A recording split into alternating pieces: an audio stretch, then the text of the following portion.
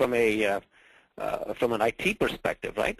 It's a significant advantage. But then, the constant tug of war between quality compliance and IT or engineering is always that. I mean, hey, you have this latest and greatest tool, but what if it really lessens my compliance score? What if it leaves me exposed from a compliance perspective? The flip side of looking at it really is virtualization truly provides significant compliance benefits as well. Whether you look at it from a Part 11 perspective or from a business continuity perspective, obviously, backups and disaster recovery on a virtualization framework is significantly enhanced. You could just do a lot more with a virtual environment than you can with a physical environment. The other significant advantage is ongoing support for the just outdated hardware. You could have an application, and this is something that I've encountered in the past as well. There was a client, a customer of ours, who had a particular application. This was really old VAX system, right? And the information was stored in tapes.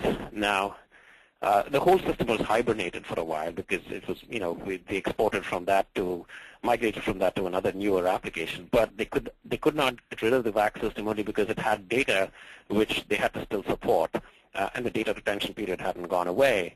So all of that information was stored in tape. And this wasn't very long ago. This was like 4 or 5 years ago. And the downside was that the system was so old that when you were actually, when you had to look at the data and you had to retrieve the data, it would destroy the tapes. So here you have an environment where you have a system where all of the information is stored, but to actually view the data would destroy the data. So you have a catch-22 situation. So that kind of stuff will never happen in a virtual environment because the virtual machines can be ported from one physical box to another physical box and can be maintained for a longer duration of time. And obviously, from a rapid provisioning of servers and workstations, it really helps from a validation and a compliance perspective because you're not waiting around for a development box to be built. You're not waiting around for a QA environment box to be built. You can really rapidly prototype and rapidly set up these environments. And for example, if you want to investigate an issue about a particular system that created some data 5 years ago or 4 years ago, you can actually go back 4 years, look at your change control, and you could have, and if your change control is robust enough, and you have an image of the environment, of the virtual environment or the virtual machines, you can actually bring that virtual machine back up, do some testing, do some investigation immediately. And this is something that you cannot do with production in a physical environment, only because you can't possibly get that same hardware again. You can't possibly find that image again and go back and set it up again. So, from a quality perspective or a compliance perspective as well, that's a huge advantage.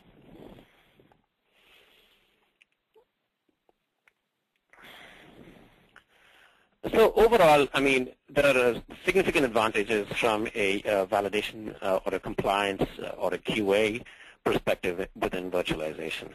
You can consolidate common infrastructure testing as part of the virtual infrastructure qualification. So no more, server hardware checks or backup and recovery checks and all of that. All of that is part of your infrastructure qualification, and you're purely focusing only on the application, how, what the requirements for the application are, and, how you go about testing that application. You can, with virtualization, you can even outsource testing and document development. So, you say you hire a consulting company who also has a VM environment, right? So you can actually spin up your application, whether it's your, Oracle e-business suite. You can just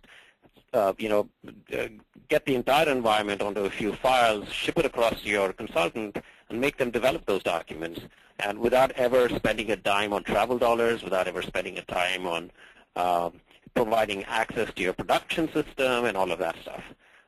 You can also even do destructive testing, meaning you can take an image, set it up in a different environment, and you can do a lot of destructive testing to really truly try and break the system, which you will not tend to do if you have a physical box and only a few environments that you can play with.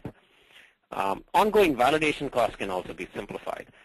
because now you can take a lot more risks, because you can always roll back to a particular point in time in a matter of minutes.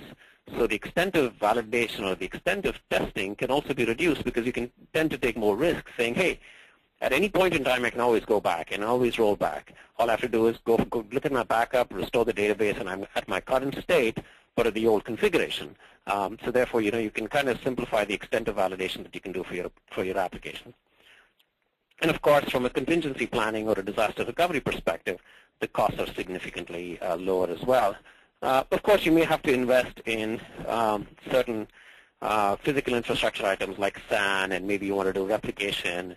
Maybe you want to have a redundant data center, and you might have to invest some money in that, depending on the kind of availability you want, the kind of disaster recovery you want, or your recovery time objective or your recovery point objective. But once that is really set in place, you can really do a lot more on a virtual environment than you can in a physical environment.